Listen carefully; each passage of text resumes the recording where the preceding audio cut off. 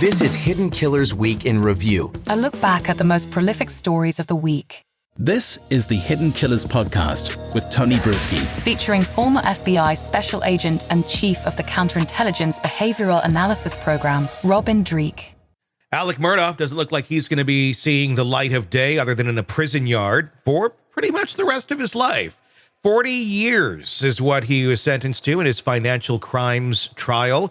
After failing a polygraph test, he made an agreement with the feds saying, hey, I'm going to take this. I'm going to tell you everything about the money, where it all went, what happened to it. And guess what?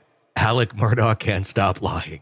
I don't think anyone was surprised by this, but I think it probably did play a role in them choosing to give him the heftiest sentence they possibly could. 40 years in a federal prison for these financial crimes. Robin Dreeke, retired FBI special agent, joining me to discuss. Are you at all surprised by this latest development in the world of Alec Murdaugh?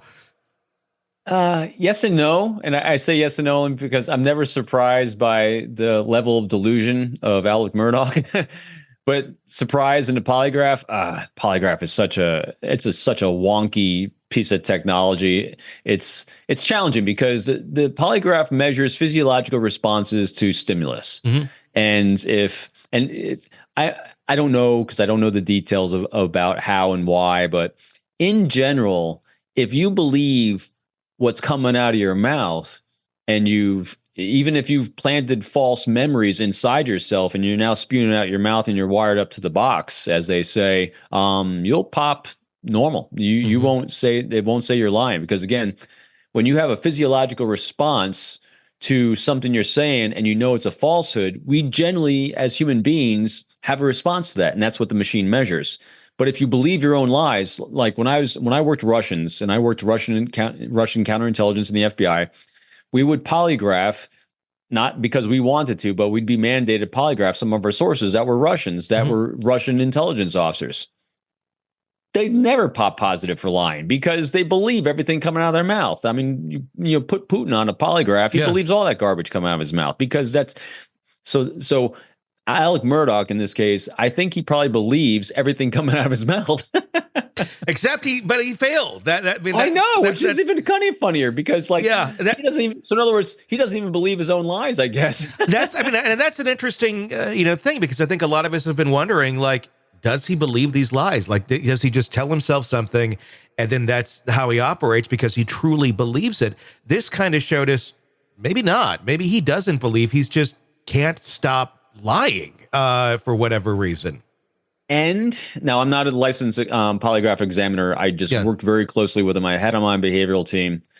So another physiological response that can trigger the polygraph also is doubt. Mm-hmm. They call it Catholic guilt. They'll say, I've known agents that are great friends of mine that have failed a counterintelligence polygraph, even though they've done nothing wrong, but they think the question is so important, it'll pop. And they can't stop it. And so just because he failed the polygraph doesn't mean he's lying. It means he has a physiological response to the question. Yeah. I can think of, go ahead. This is why the polygraph's not admissible in court, because you see all these tendrils with it. Sure. It's a complicated thing. It says, what the polygraph does is, it says we have an issue with this question in your head. Let's explore what that is. I remember when I brought one of my team members on, I'd only had 2 team members in my tenure running the team that were polygraph examiners. And because for all these reasons, and the one guy I was bringing on the team as a new member, he had been a polygraph examiner for the Bureau for about 10 years. I said, what do you think about the polygraph? And this is the answer he gave me. It's why I let him on. He goes, it's a great prop. Because they use the polygraph as a prop. What a polygraph examiner is a fantastic interviewer. And so if they can compel you to want to share more truth because you think you're going to pop on a polygraph or have a physiological response, and they do all kinds of games or they'll play with you a little bit and say, listen, here's where the pop is. But anyway, it's a great interviewer that gets to the truth. Is it common that people will fail them even when they are telling the truth? I've never taken one, but I can tell you as a kid, and I think still as an adult somewhat, I remember, I remember being in class and like, who did this, who took, stole this or whatever it might be. I would always be the one, and I never did those things, but I would be running through my mind and I'd look guilty because I'd be like, gosh, I hope they don't think it was me. I mean, I wouldn't do that, but I would have that perception. I still feel like that. It's the Catholic guilt. In my case, it was the Lutheran guilt that had that going on, and it's just kind of ingrained in you from a childhood. I think with a lot of us of like, whoa, So I do wonder, how common it is that people do fail these things when they are in fact telling the truth. I don't know the stats on that one. But here's what a good interviewer is going to do, though. So say Tony is got the Lutheran guilt going, and he knows he's looking guilty because he's thinking about the question. Yeah. Well, what a good interviewer does already is they've established a baseline of what your normal is, just like we do. We talk about arcs and baseline. Then they'll ask you what's called a control question or two, where they're going to say, a common one is, hey, did you ever, when you were growing up, take some money maybe out of your mom's purse or out of your dad's wallet? Something that kind of, so we're going to get a little bit of a deviation from our baseline and see what deception looks like to you, or what a little bit of trauma or that Lutheran guilt looks like. Yeah. That way, when I ask you another question later on, that is actually the real question, I'm going to be able to judge that and gauge that against that control question. Okay. So if you spike really hard non-verbally on the next one, we got a deeper issue going on here. We need to explore that more. Or if you kind of maintain either at that baseline of the control question or below, all right, I think we can probably move on. Yeah. So that's what we're doing. So a good interviewer is going to be kind of throwing in some questions that are going to cause some stress, because what we're looking for, what the polygraph is measuring really, and what we're all doing in a good interview is we're measuring, interpreting stress, deviations from the baseline of comfort to see what stress looks like.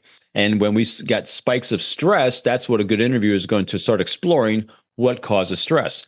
Sometimes deception can cause stress, which is what the polygraph measures, but also bad memories, guilt, shame. That's also very stressful for us as well. That's why we don't jump to conclusions on what causes stress. We just explore it and become very curious about what causes stress. I know, long narrative, Robin, explanation on it. No, it's great.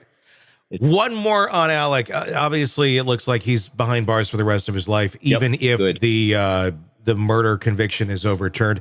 Do you think he's still going to fight that? Do you think we've not seen the end of Alec Murdaugh yet? Do you think he's still going to keep pushing this and try to get a retrial on that, even though either way he's in jail forever?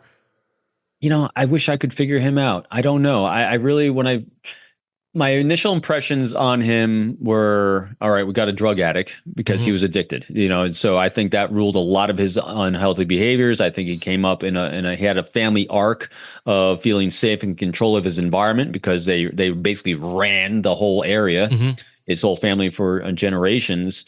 And then I had an inclination that as he got sober, especially behind bars, that he was kind of having some aha moments of reconciliation. I'm going to own it. I'm going to own my behavior.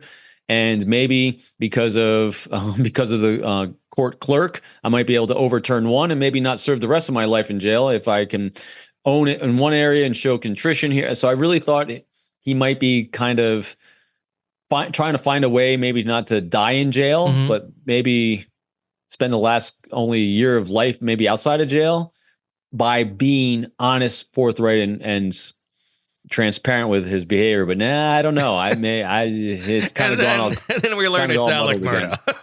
Yeah, he's just not. I think he screwed up that brain of his so bad it might not be fixed. Yeah. Sick of the ads? We are too. Start listening with no commercials now and get access to all of our episodes in advance of everyone else. Become a True Crime Today Premium Plus subscriber on Apple Podcasts. Search True Crime Today Premium Plus on Apple Podcasts or go to our podcast page and sign up now. True Crime Today Premium Plus. Sign up now.